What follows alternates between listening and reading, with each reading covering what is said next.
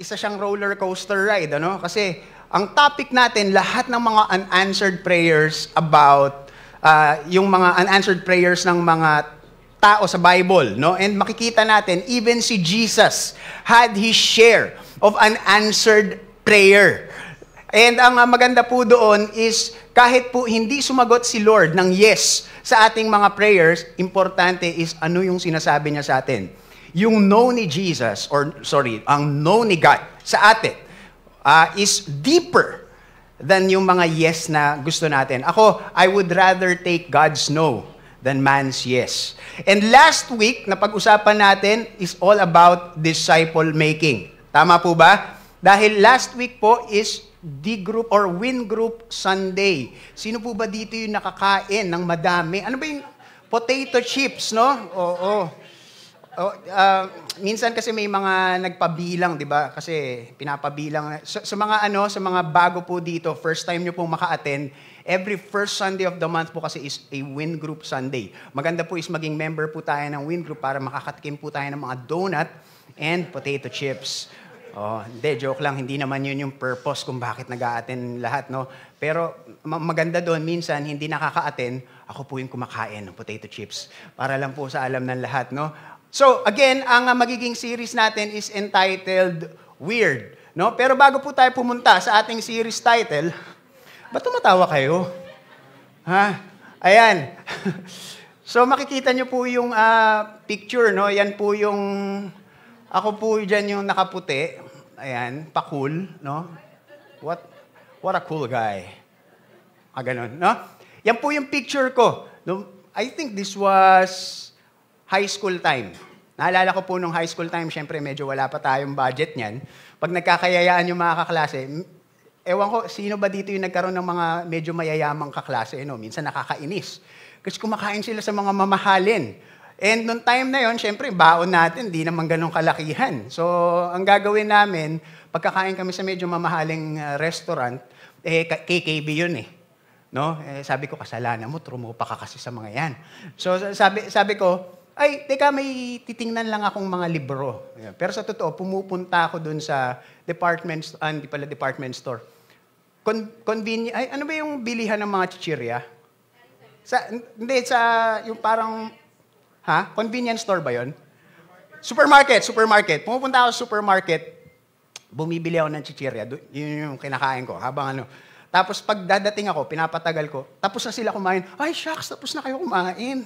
Hindi, antayin ka namin. Hindi, okay na ako. Yan. Isa pa sa mga ginagawa ko, dahil wala akong budget noon, syempre, commute, tapos medyo pawis-pawis tayo, is pumupunta ako sa mga store, no?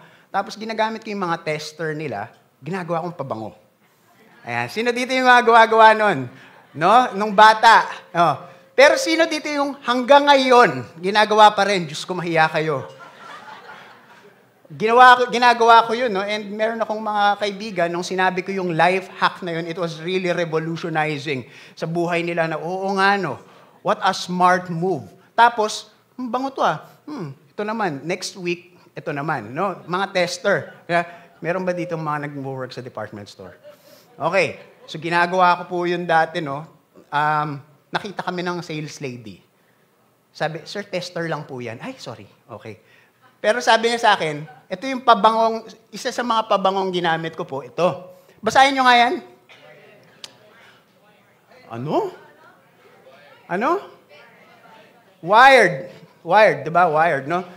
Sabi nung sales lady sa akin, ayan, thank you nasuzoom yan eh. Tapos pwede mo mapaliit yan eh. Ayan, sabi sa akin ng sales lady, sir, tester lang po yan. Parang nag-e-echo ako. Nag-e-echo ba ako? Hindi, okay. So sabi sa akin, yung pong pabango na yan is tester lang. Pero sir, kung bibilin niyo po yung pabango na yan, mabango po yan.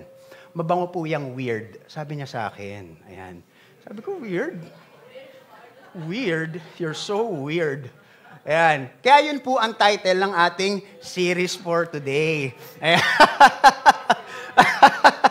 Hindi, okay. Ang title po ng ang series po natin is Weird, no? It's because lahat po for the coming Sundays po, this will be a 4-week series. At sa 4 po na linggo na pag-uusapan natin tong series na to, we're going to talk about weird narratives. Pag sinabi pong weird narratives, mga story sa Bible na parang, that's weird, no? Madalas po, yung mga baka mapapakinggan natin is madalas, hindi siya masyadong napipreach. Kasi we can understand, no? Madalas, ang mga preaching sa mga churches is yung mga letters. For example, mga Corinthians, yung mga epistles, Ephesians, and we can understand why. Kasi po, yung genre po na yun, yung mga letters for the people na hindi po lumaki sa church. Gaya ko, matagal ako sa church pero di ako lumaki. No? So sa mga tao po na hindi lumaki sa church, meron po kasing iba't ibang genre ng books sa Bible. And meron po tayong mga tinatawag na letters genre. Sa mga letters po, ang rules of interpretation po kasi doon is lahat po ng commandments doon ay tinatawag nating normative. Pasabi nga, normative. Normative. When we say normative, it applies to all culture at all times. Hindi po natin pwedeng sabihin na pag merong mga kinocommand sa mga epistle or sa mga letter genre ng mga scriptures na, hindi na yan applicable. Hindi, applicable po siya. However, meron pong kailangan natin siyang basahin according to its cultural contexts.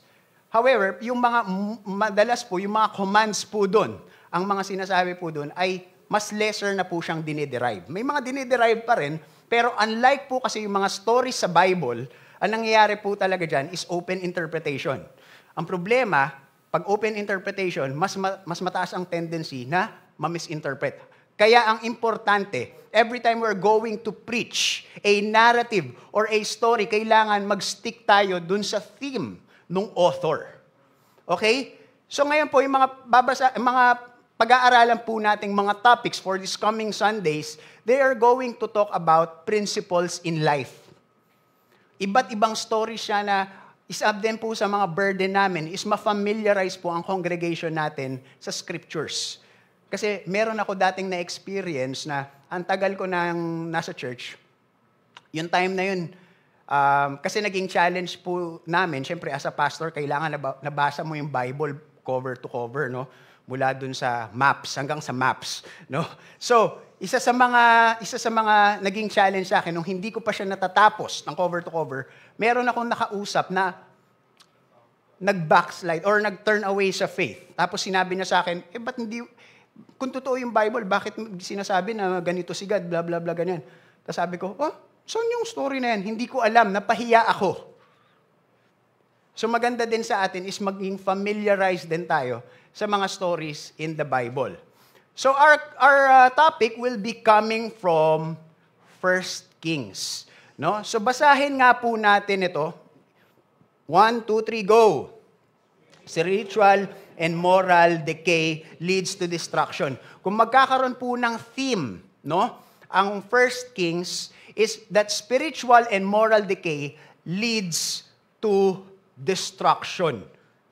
Kung ang pinaka-importante po, kung makakalimutan na po natin ang lahat, at titingnan natin yung pinaka-theme ng 1 Kings, it's very important to understand na sa kanila, ang command ni God, ang word ni God, ang moral law ni God, kailangan ino-obey.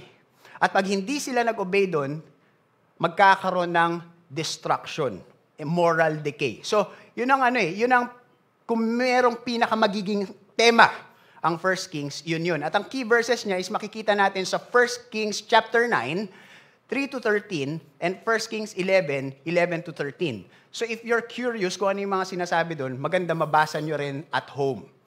O ano yung mga sinasabi dyan. Maganda yan, no? Maganda yung key verses na yan. Sinasabi lang dyan, yan yung time na kinausap ni God si Solomon. Sinasabi niya, if you obey me, pag maging maayos ka, I will establish your kingdom forever. However, pag nagkaroon ka ng disobedience, nag-disobey ka, madidivide, maaalis sa iyo yung kingdom. And kung makikita po natin yun sa previous books, no, sa Deuteronomy, sinasabi na rin po yun. Now, sino po ba ang author ng 1st and 2nd Kings? Sino daw? Si Anonymous. Alam niyo yung difference ng anonymous sa unknown?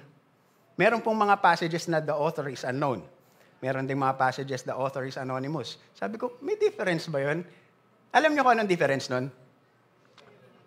Ha? Spelling? Tama, spelling. Okay. Pag sinabing the author is unknown, no, hindi talaga nakilala, na-retrieve nila yung book, hindi nila nakilala. Pag sa author is anonymous, hindi siya nagpakilala talaga. May bago kayo natutunan, okay? Mamaya, bigay nyo sa akin yung GCash. Okay, ayan. Next, audience. Sino po ang audience ng 1st and 2nd Kings? The Jewish people who were most likely living in exile at the time. Marami pong Bible scholars ang nagsasabi na ang author po ng 1st and 2nd Kings ay si Jeremiah, the prophet Jeremiah. However, ang reason kung bakit sinasabi nila na hindi siya yon, kasi at the latter part ng 2nd Kings, makikita na natin na nandun na sila sa exile, yung Chaldean or Babylonian captivity. Eh, nung time na yon, wala na si Jeremiah.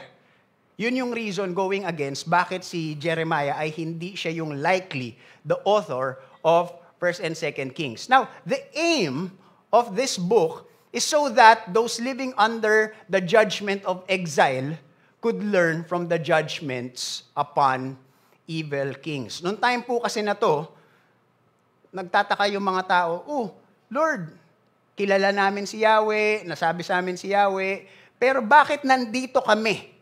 Bakit kami naka-exile ngayon?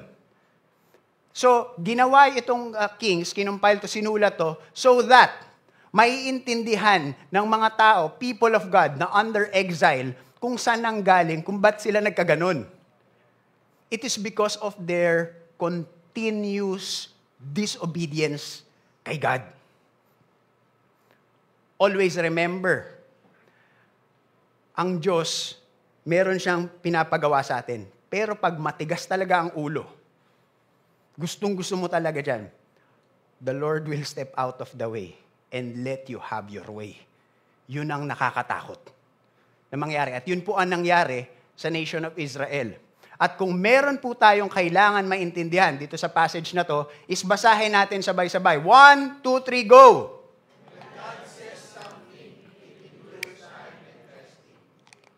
Okay.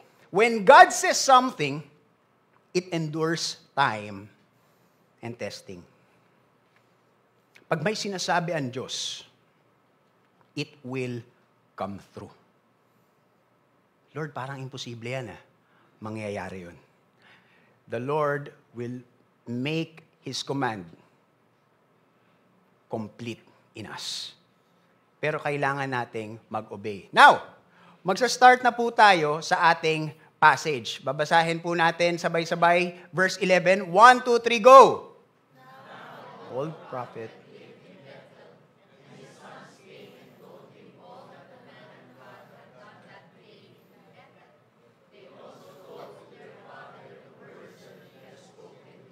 Ayan. Yan ang starting natin. So parang, ano ba nangyayari dyan? Okay? So before we proceed, let us pray. Dear Heavenly Father, we want to thank you for this time that you have given us. Lord, may you just grace us with your presence today. May you just open our hearts, our minds. Let your word help us, Lord God, na mag-transform yung aming perspective so that we can be men and women that will follow your word. In Jesus' name we pray. Amen. So nag-start siya. Ano yung naka-color na word? Now. Madalas po, no, hindi, ang Bible kasi, nung sinulat yan, ngayon kasi we have the Bible sa mga apps natin, and yung talagang hard copy na Bible, meron na siyang mga chapters and verses. Tama? Pero the time when it was written, wala po yan chapters and verses. So, minsan, hindi natin alam kung gaano kalayo yung chapter 1 sa chapter 2. Minsan, it's 33 years. Minsan, it's 5 years. Now, if we're going to see something like this, verse 11, nakalagay dyan, now, an old prophet, ibig po niyan sabihin, karugtong niya yung mga nangyari previously. Now, ito ang tanong, ano ba nangyari previously? So, yan, magkakaroon po tayo ng konting history lesson. Okay lang ba? Okay, tingnan niyo yung mga katabi niyo. Sabihin mo, huwag kang matutulog kundi kukurutin kita. O yan. Oh, for the people who are first-timers here o first time po naka-attend ng church, no? Ang nangyari po kasi dati, sa Israel po, nagkaroon po sila ng tinatawag natin, maraming nagsasabi, arguably, actually hindi arguably, stated siya that King David was the greatest king of Israel. He was the second king of Israel. At he was a great king, no? And noong time niya, walang ano sila, parang undefeated sila. Sila yung superpower noong time nila at walang nangangahas na labanan sila, lalo na yung latter part of his years. Kasi nga, they always win because the Lord was with King David. After that, nanganak siya, si King Solomon. Nung time ni King Solomon, wala pong naging gera. Bakit? Kasi nung time na yon, ang assumption ng mga kalaban, malakas yung nation na yan. Wala pong naging gera nung time ni King Solomon. At least nung first parts, no? Kasi nung latter parts, nagkaroon. Ngayon, ang nangyari, dahil si King Solomon ay mahilig siya sa girls, ayan, okay. So, nagkaroon siya, parang may mga nagsasalitaan doon Okay, so, merong 700 wives. Wow!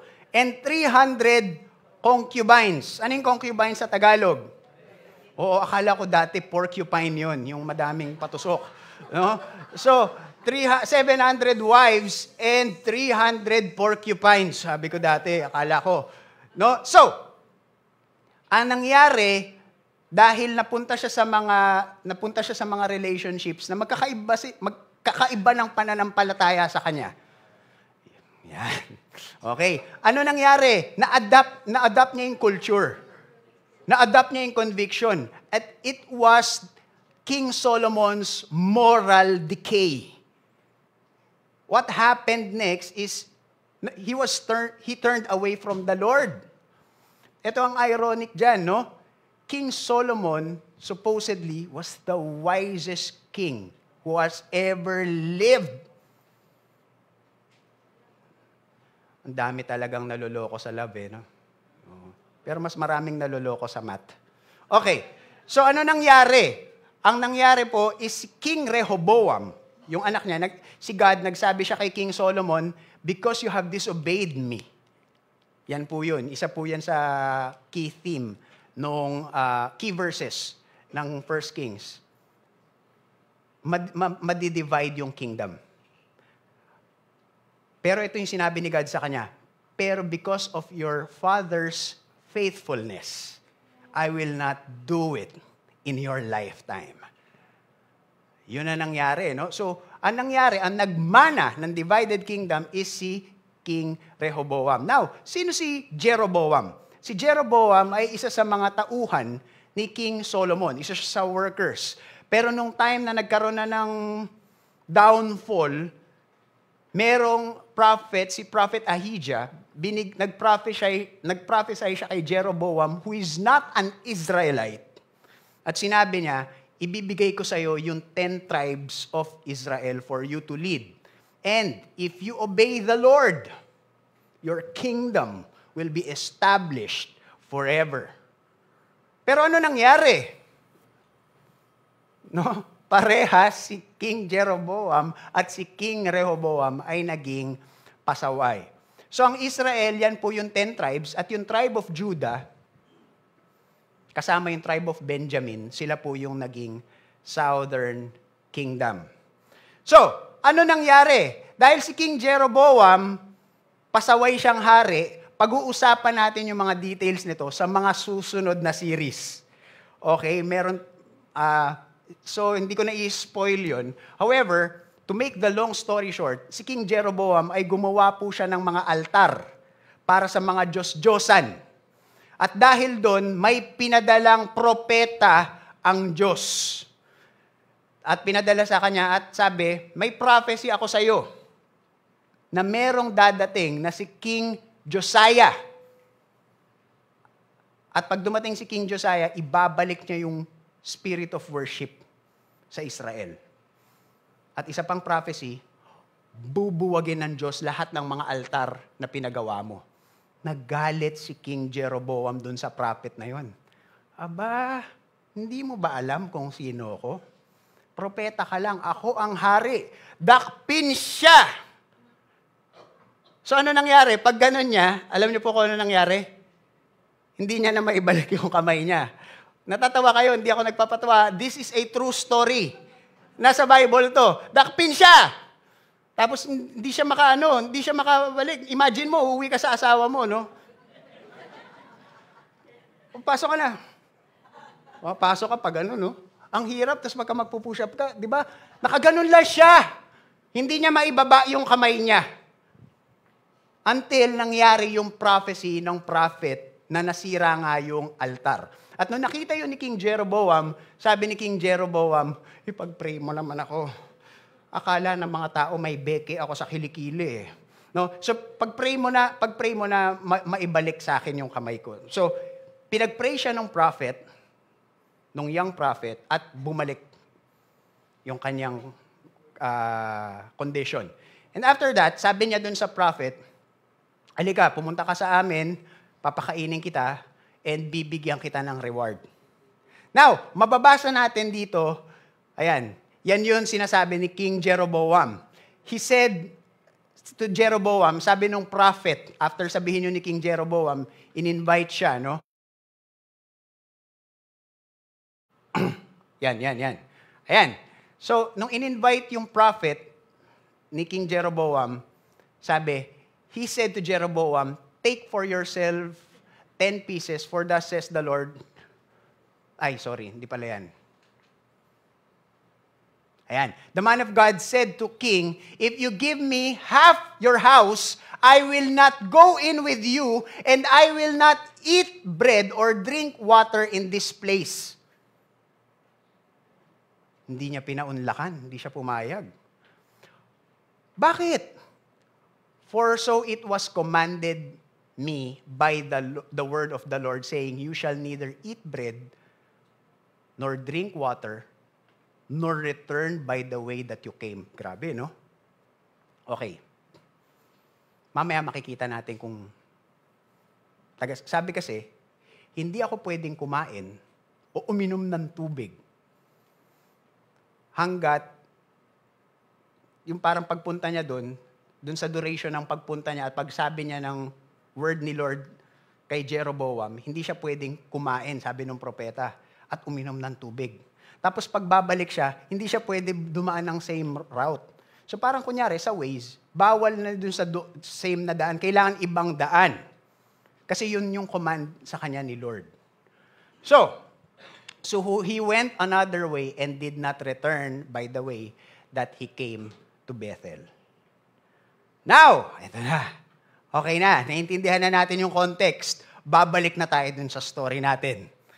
Okay, now, an old prophet, ito po yung kanina, no, lived in Bethel. And his sons came and told him all that the man of God had done that day in Bethel. They also told to their father the words that he had spoken to the king. So umingay. Yun nangyari. Naging sikat. Uy, may propeta dun. Makikita po natin, dito po sa verse na to, sige, mag-notes tayo ng observation. Ilan po yung, sino yung mga main characters dito? Nakakulay na sila. Old prophet and the man of God. Ang ganda, no? Kasi most of the time, pagka mga stories, pinapangalanan eh.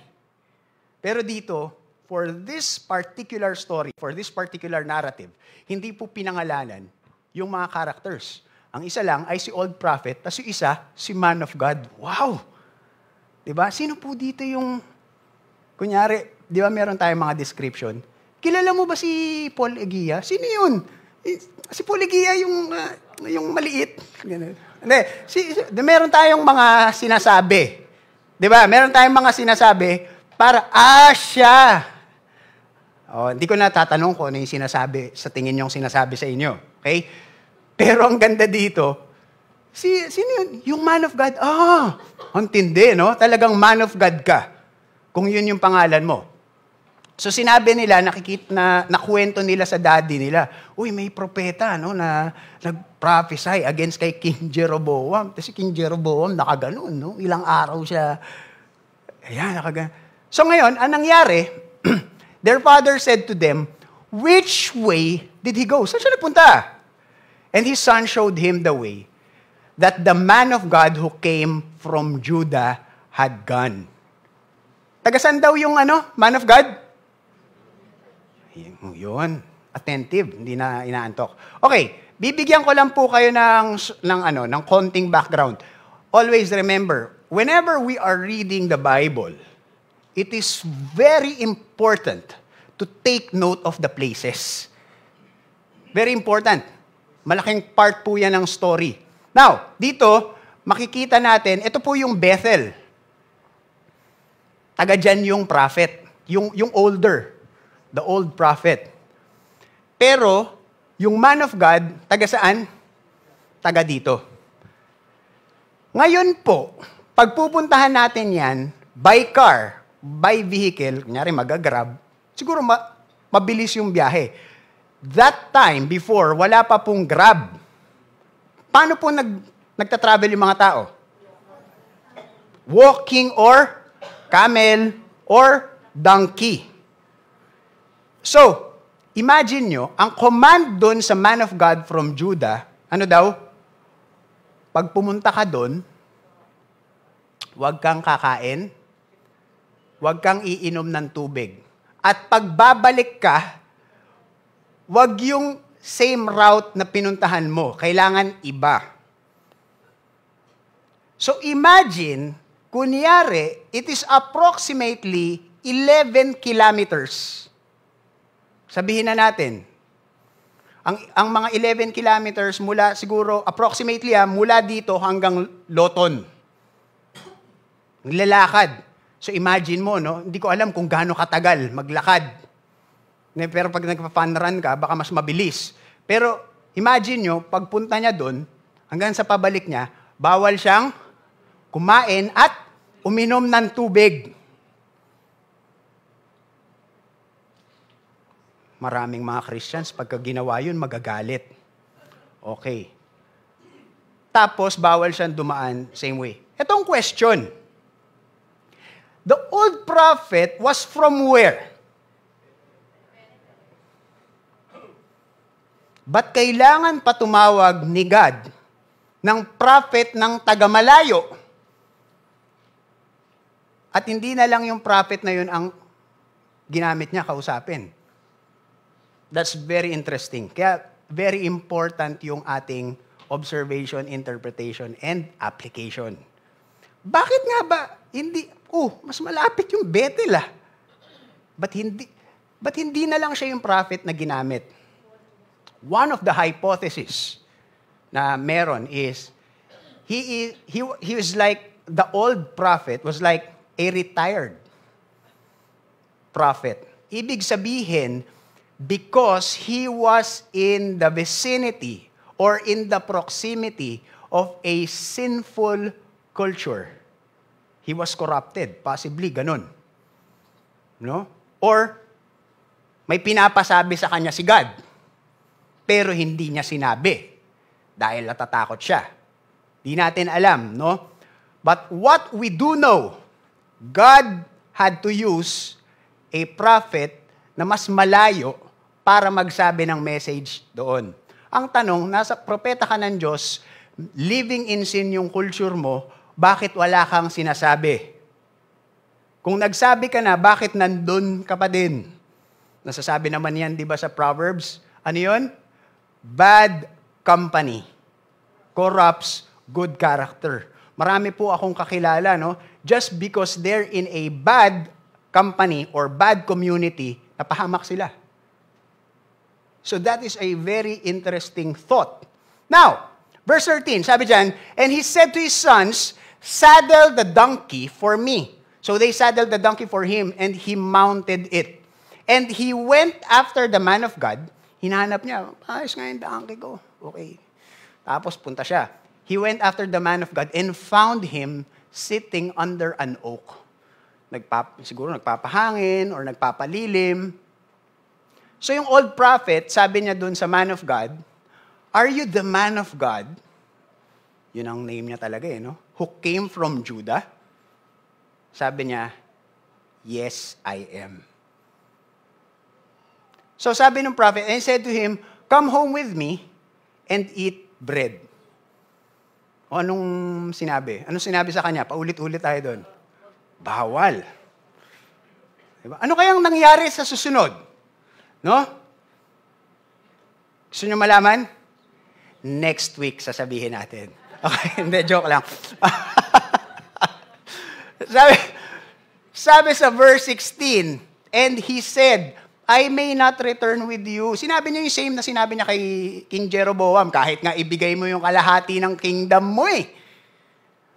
"I may not return with you or go in with you, neither will I eat bread nor drink water with you in this place." Hindi pwede, sorry ah. Hindi pwede. Sino ka ba? Hindi kita kilala, sorry ah.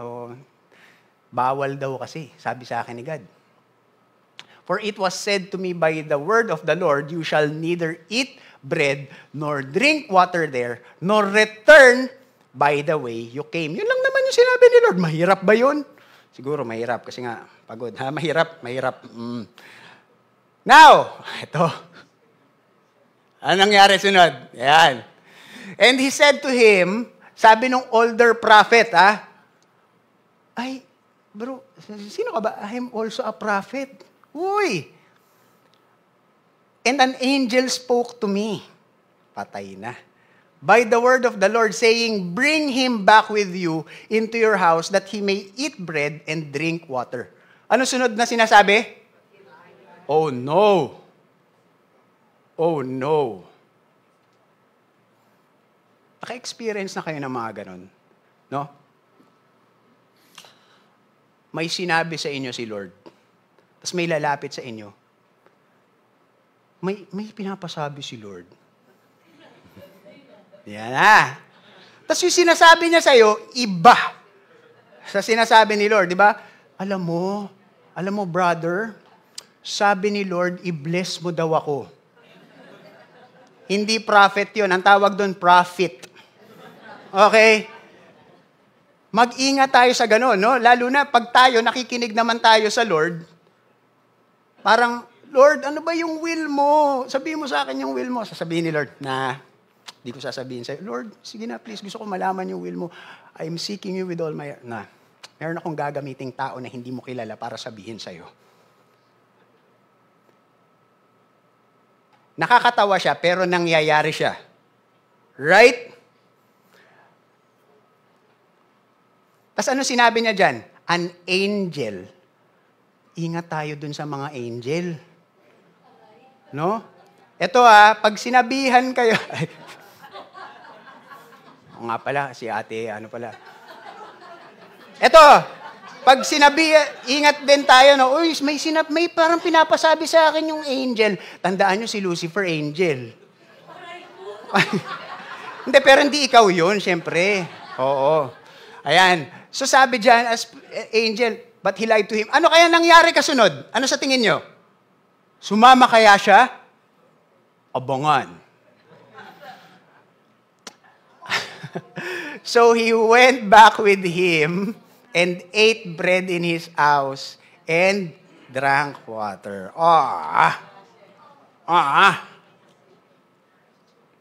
Ayan. Basahin natin sabay-sabay. Minsan, ako, tinatanong ko, nung nabasa ko to, bakit yung old prophet nag-lie? Bakit? Ano magiging benepisyo niya? Hindi natin alam. Every time magkakaroon tayo ng ganito, pwede tayo magkaroon ng assumptions about it. Pwede tayo magkaroon ng hypothesis. However, hindi natin yun ituturo as facts as long as hindi yun sinasabi ng Word of God. We can have assumptions, pwede. We can have observations, pwede. Pero as long as it's not concrete in the Word of God, hindi tayo pwedeng gumawa ng sarili nating interpretation. Tama po ba? However, kung ako tatanungin nyo, ano yung thoughts ko dito? Siguro natuwa siya. Kasi dati nga siyang prophet. Tapos, parang sinasabi dito na parang, itong, I don't know, parang may prophet pa pala, kamusta yung trabaho mo, I don't know, no, if something like that. Ito ang mas nakakapagtaka sa akin. Bakit sumama yung man of God? Clear naman sa kanya. Si Jeroboam nga kaya niyang hindian di ba? Isa sa mga possible reason, siguro gutom na din siya. Di ba? Tapos, minsan, may mga time, di ko alam, no? Pero siguro, meron tayong mga time, di ba, na parang minsan, nag-a-ask tayo sa mga tao, nagpapa-mentor tayo, pero meron tayong gusto nilang sabihin.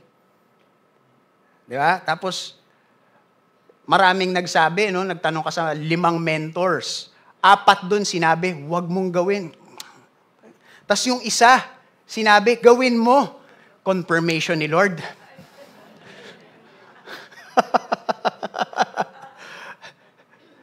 Sometimes, di ba, we trade our obedience for our convenience. Pero always remember, basahin natin, when God says something, it endures time and testing. So, verse 20, sabi dyan, and as they sat, ito nakakatawa to. And as they sat at the table, the word of the Lord came to the prophet who had brought him back. Okay. Biglang, hindi na nag-speak yung old prophet about sa mga sinasabi ni God. Pero nung time na sumama yung man of God, yung young prophet, biglang nakapag-prophesy siya. Sabi dito, and he cried to the man of God who came from Judah, thus says the Lord. Basahin nyo. 1, 2, 3, go! Oh my gosh.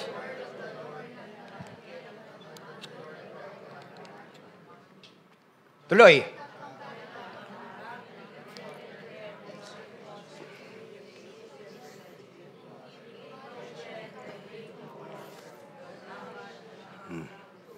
Yan, muntik na magkasabay-sabay. Okay. So sabi dyan, dahil hindi ka sumunod. May pinapasabi pala sa'yo si Lord. Hindi ko alam kung paano nangyari yung eksena na to, no? Kasi, bro, ikaw ba yung man of God? Ikaw ba si man of God? Yes. Oh, sama ka sa akin. Kain ka, and pakainin kita, pati inom ka. Oh, hindi, okay na. Sabi kasi ni Lord, gano'n. Hindi, bro. May angel.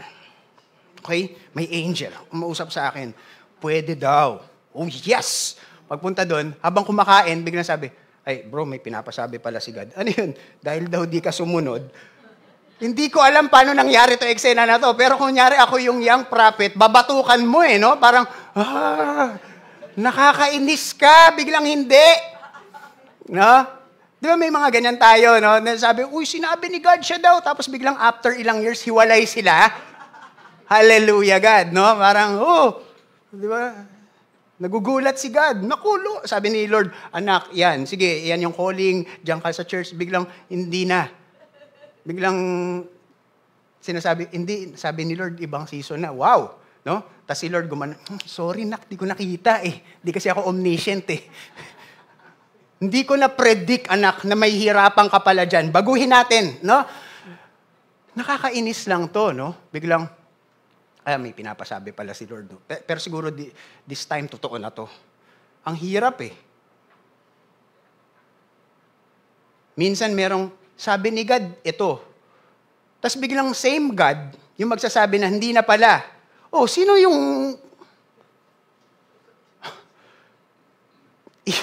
It's either si God nagulat dahil meron siyang unforeseen circumstances. It's either yun, or pangalawa, meron dun sa dalawa na hindi si God. Tama? Amen? Ba't yung iba ayaw mag-amen? Okay. Nakakatawa to, no? And after he had eaten bread and drunk, he saddled the donkey for the prophet whom he brought back. Hindi ko alam kung nag-usap pa ba sila. Baka hindi na nagpapansinan, Bad trip to naman siyan. Sabi daw, God. Hindi pala. Ngayon, mamamatay ako. Sana yun totoo yung sinabi ng angel. Sana ito yung hindi totoo. Kasi contradicting eh. Minsan sa buhay ng mga Kristiyano, no, marami tayong na-encounter na ganyan, sinabi daw ng Lord, tapos sinabi rin ng Lord, pero nagko-contradict. Amen? Amen. Verse 24, sabi dyan, and as he went away, a lion met him. Sabi ng lion, hi! Met him on the road and killed him. His body was thrown in the road. Ito nakakatawa. Basahin natin yung blue. 1, 2, 3, go. And the donkey stood beside it. And the lion also stood beside the body. Tumambay pa. No? Okay, ito mahilig kasi ako manood ng mga National Geographic. Nung bata ako. Kaya sabi ko talaga kay Eunice noon, pumunta tayo ng Avalon Zoo para kay Cassie. Para sa anak ko. Pero sa totoo, gusto namin si John, yung brother ko, parang kami yung nag-enjoy, no? Nung nagpunta kami sa zoo. Ang daming turtle. Yung turtle pa lang, parang sarili ng zoo 100 species, iba-iba no? So, nakakapagod. Pero, eto what I noticed, madalas yun, pag mga lion, more often than not, could be, ang papatay ang lion pag kapwa niya lion Kasi they're fighting for their territory. Kasi bawal ang dalawang hari sa isang pride. Isa pang reason kung ba't papatay ang lion, kakain siya, gutom siya Diba? Kunyari ako yung tao, kakainin ako ng lion, ito donkey! Mas malaki yung pata nito. Hindi niya kinain yung donkey. Pinatay niya lang yung man of God, tapos tumambay na siya. Tapos pareha silang tatlo, nakatambay doon. And behold, men passed by and saw the body thrown in the road and the lion standing by the body. And they came and told it in the city where the old prophet lived. Verse 26, sabi dyan, and when the prophet who had brought him back from the way heard of it, he said, it is the man of God who disobeyed the word of the Lord. Ulitin ko it is the man of God who disobeyed the word of the Lord. Sino po yung namatay? Yung nag-deceive o yung nag-disobey?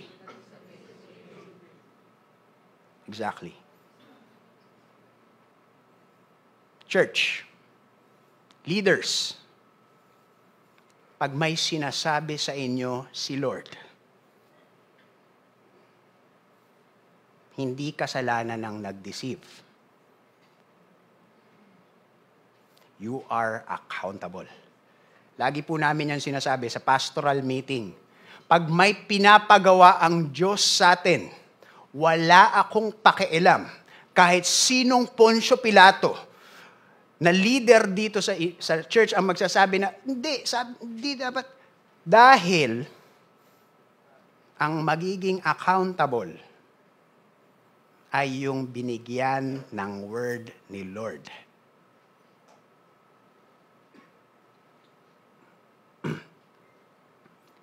Hindi natin kailangan makipagdebate at ubusin lahat ng false teachers. Recently, mayroon akong mga narinig na, uy, ano masasabi mo dito? False teaching, blah, blah, blah. Sabihan mo sa mga D-group mo, ganyan-ganyan. Sabi ko, hindi ko kailangan sabihan yung D-group ko about the false teachings. Ang kailangan lang natin i-focus sa mga binigay sa atin ni Lord, puro truth ang ibigay sa kanila.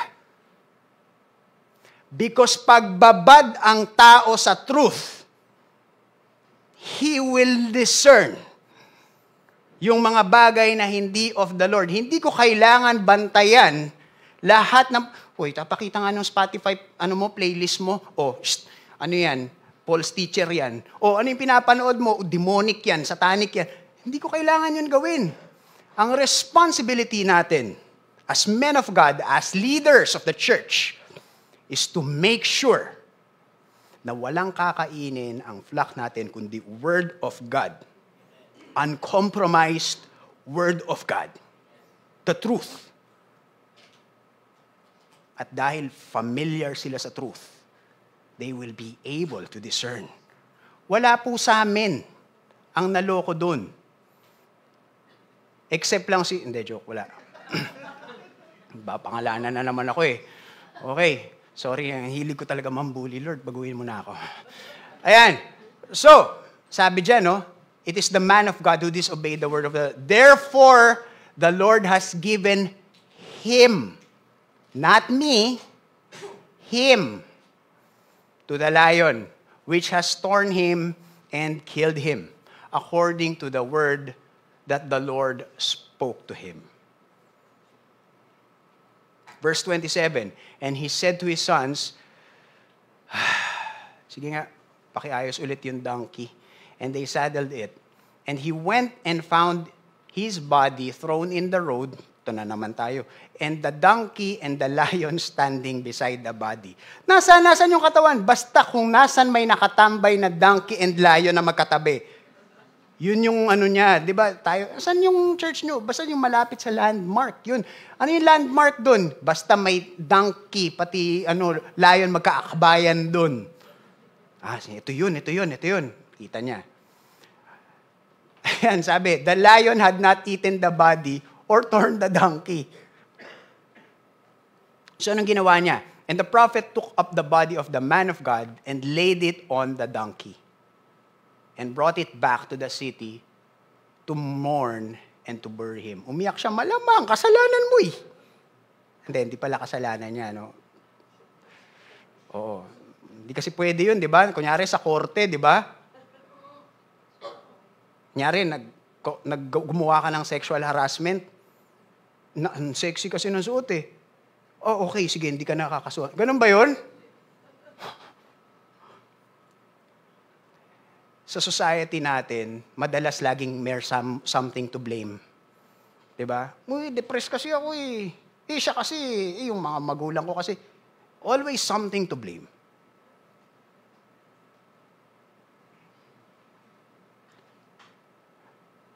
You know what?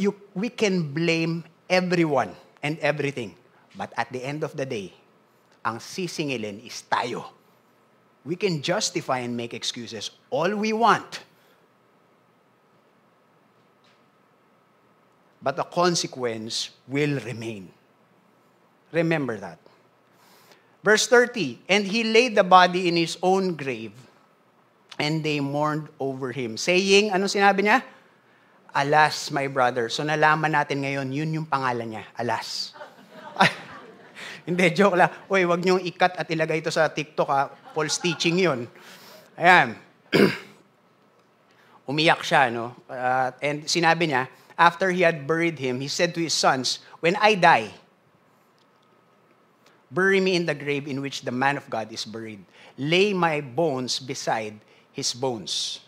Verse 32, sabi niya, for the saying that he called out by the word of the Lord against the altar in Bethel and against all the houses of the high places. Yung high places po, ito po yung mga altar na ginawa sa mga Diyos-Diyosan that are in the cities of Samaria shall surely come to pass. And you know what? Fast forward, the Lord is really faithful. Nung time na pinangalanan dito si King Josiah, it was advanced ng approximately 290 years. Wow! After 290 years, approximately 290 years, King Josiah was born. The Lord's word is faithful. Kahit sabihin mo, ang tagal na, parang di na mangyayari. Sinabi ba ni Lord yan? Mangyayari yan. Parang hirap pa. Sinabi ba ni Lord yan? Yes, mangyayari yan. Now, what is the point of the story? Ano yung point of the story? We don't use God said loosely. Mag-ingat tayo dyan, mga kapatid. Pag magsasabi tayo na sinabi ng Diyos, siguraduhin natin na sinabi talaga ng Diyos. at makikita natin sa Bible. Kasi I have my share of experiences na marami nagsabi, sinabi ni Lord ganito, sinabi ni Lord ganyan. Now, always remember, if may sinabi nga sa atin si Lord, we should remember number 1, matcha-challenge yun. Hindi yun ibig sabihin dahil may sinabi ni Lord, it's going to go smoothly, it's going to go well. The Lord will sustain us. Yun nga yung sinabi ni Apostle Paul, di ba? Lord, mas makakapag-serve ako sa iyo. One of the writers ng books in the Bible, di ba? Sinabi niya na, Lord, gusto ko mas makapag-serve sa iyo. Tanggalin mo yung thorn or itong bagay na nagpapabigat sa akin so that I can serve you better. Pero ano sinasabi dyan? Sabi ni Lord, my grace is sufficient for you. The Lord will sustain us. It will be hard, brothers and sisters. Hindi magiging ganun kadali. Sino dito? Tatanungin ko sa inyo. Sino po dito yung mga more than 10 years nang nasa Lord? Pakitaas ang kamay. Huwag po tayo mahiya. Okay. Sige, pakibaba na po. Question. Dumali ba nung naging Kristiyano? Di naman eh. Hindi po dumali. Pero ang point po dito, if meron pong sinasabi sa atin si Lord, and clear yun sa atin, it will be challenged. Always remember that. It will be put to the test. And maraming mga factors kung bakit pwede tayong bumitaw dun sa sinasabi ng Lord. It could be, number 1, it could be convenience. Mas madali kasi. Number 2, it could be to please people. Diba? Yung parang nakakahiya kasi sa ito nga yung pinapagawa ni Lord, kaso nakakahiya dun sa mga tao. It could be other people, other people's opinion, or perceived opinion of other people pag ginawa natin yung pinapagawa ni God. Ano pa? We could be harboring a compromise, a life of compromise, sin. Di na kaya mag-give up to eh. No? Alam natin yung mga pinapagawa ni Lord. Sexual immorality, fornication, di ko mag-give up. May pinapagawa sa akin si Lord, di ko mag-give up. Maraming factors. It could be idolatry. It could be we want to please someone na nire-respect natin. Pwedeng story din dun, ay, prophet ka din. Oo, pero I'm a senior prophet. Wow! Pa-autograph. Sabi ng angel, go! Maraming mga factors kung bakit pwedeng wag tayo umalis. And we could have our own reasons right now. Tayo po lahat dito, alam natin na mayroong pinapagawa sa atin si Lord. And alam natin, okay, alam po natin, marami po sa atin, including me, right now, alam natin na meron tayong hindi dapat ginagawa. Pero ginagawa natin. Right? And we could be justified. Kasi naman. Remember, when people say God said, make sure God said it.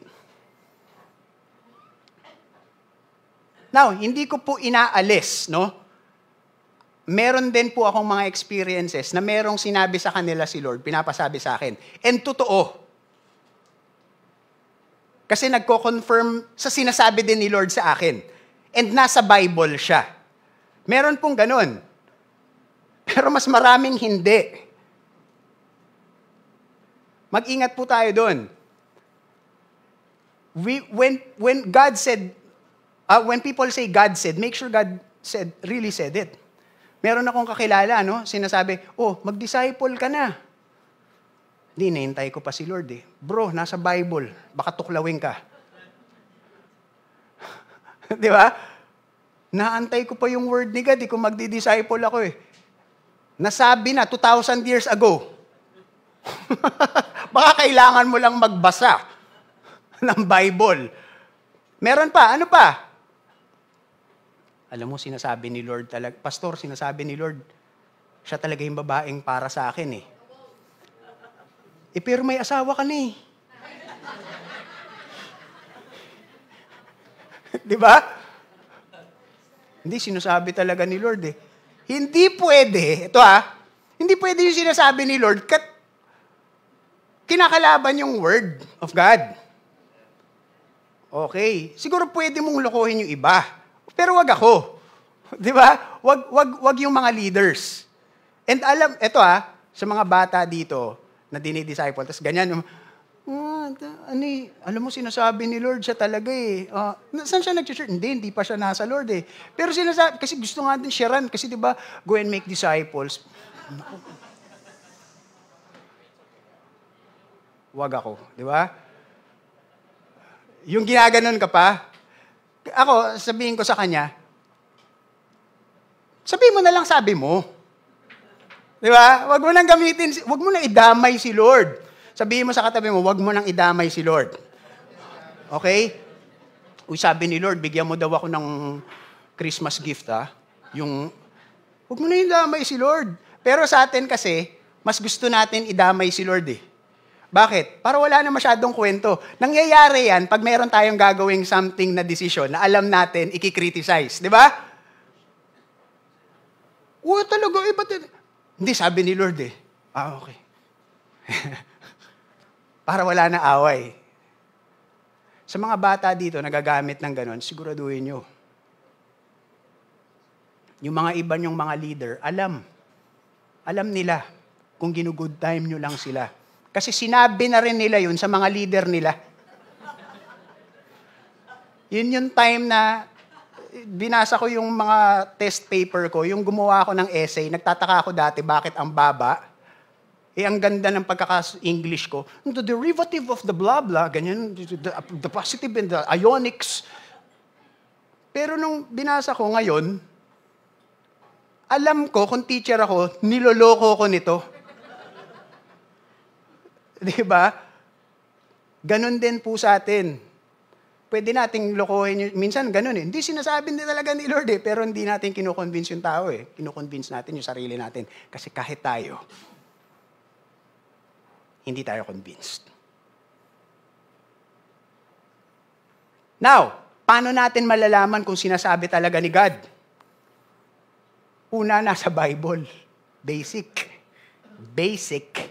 Pangalawa, it's not comfortable. Ako po sa experience ko, mas madalas, pag yung tendencies ko, yung inclinations ko, nandun, malamang sa malamang, hindi yun yung pinapagawa ni Lord. Kasi bakit? Yung gusto ko yung mas madali. Yung, Lord, kailangan ba talaga mag-sorry sa Kanya? Yung mga, alam niyo yung mga, ibababa mo yung pride mo, anything na masakit, kasi meron kang character change na kailangan bitawan, ay gawin, or meron kang mga pinangahawakang attitudes na di mo talaga ma-let go. You know it, di ba? You know it's from the Lord. Kasi Lord, pinanghahawakan ko kasi itong pride ko eh. Pinanghahawakan ko kasi itong doubts ko eh. We have to remember that if it's from the Lord, it's not gonna be comfortable. It's not gonna be easy. But it's going to be worth it. It's going to be, hindi ko sasabihin it's going to be happy. Alam niyo kung ano sasabihin ko? It's going to be fulfilling. Yung hindi magaganda yung nangyari sa'yo, pero alam mo na nandun ka sa sentro ng will ni God.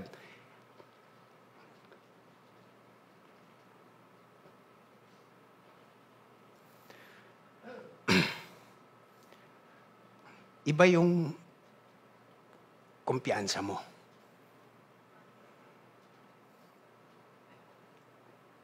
Hindi ka natatakot dun eh. Yung kahit magulo, meron kang supernatural peace. Hindi to yung peace na sinasabi lang, may peace kasi happy, kasi nga, hindi. This is something deeper. This is unshakable peace and security na alam mo na kahit na anong mangyari, confident ako sa stand ko. At kaya mong magsalita about it. Ang hirap kaya magsalita about the Lord, tas hindi mo pinapamuhay. Ang hirap naman nun, nagsasalita ako na dapat ganito, pero yung asawa ko nakikinig, alam niya na, hindi naman eh, sa bahay. You know where you stand. If it's from the Lord. Now, pag merong mga sinabi yung tao, which is meron nga talagang mga ganun, na sinabi ni Lord, tas nasa Bible, it is a confirmation na sinasabi ni Lord. Now, I will talk to the people na talagang kinausap ng Diyos. Kapatid, you stand your ground.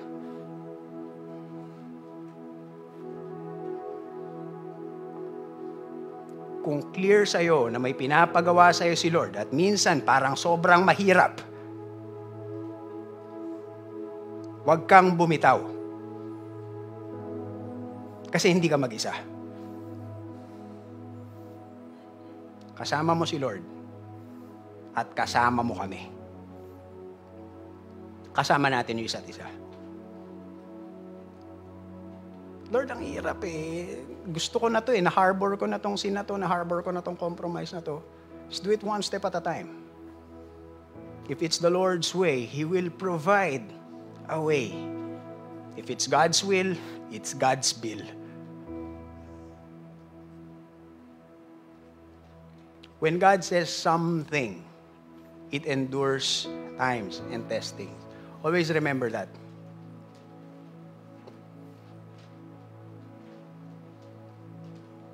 Hindi magbabago yung sinasabi ng Diyos. Depende sa circumstances. Na biglang nung humirap na biglang hindi na pala ito yung sinasabi ng Diyos. Hindi. Dahil nakita na ng Lord na magfo-fall ka eh. Diba? Minsan makakomit tayo na, Lord, parang hindi na ako worthy. Hindi na ako worthy magsalita sa pulpit.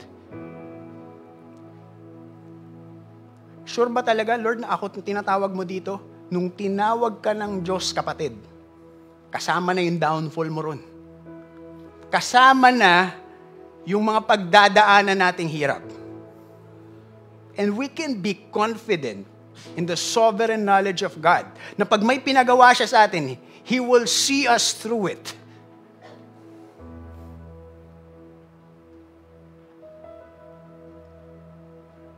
Pag may sinabi si Lord, kahit anong imposibleng tao magsasabi, imposible yan. Kahit anong circumstance magsasabi na parang imposible, hindi mo yan magagawa. The Lord will see us through. So mga kapatid, stand your ground. Let me pray for you. Dear Heavenly Father, we want to thank you for this time that you have given us. Lord, there could be so many distractions that we could be experiencing in why we can let go dun sa things na pinapagawa mo sa amin. It could be our families. It could be our jobs. It could be our condition. It could be a compromise. It could be a struggle. But Lord, help us remember. Help us fix our eyes on you. That you are stronger than the world because you have overcome the world. And Father, may just sustain us, strengthen us, so that by the end of our time, we're going to look back at masasabi namin, Lord, nandito ako sa will mo. And Lord, it is pleasing, it is good, and Lord, it is perfect. Because your goodness mixed with my imperfections is perfection. So Father, help us, sustain us, carry us with your love, carry us with your grace. In Jesus' name we pray. Amen.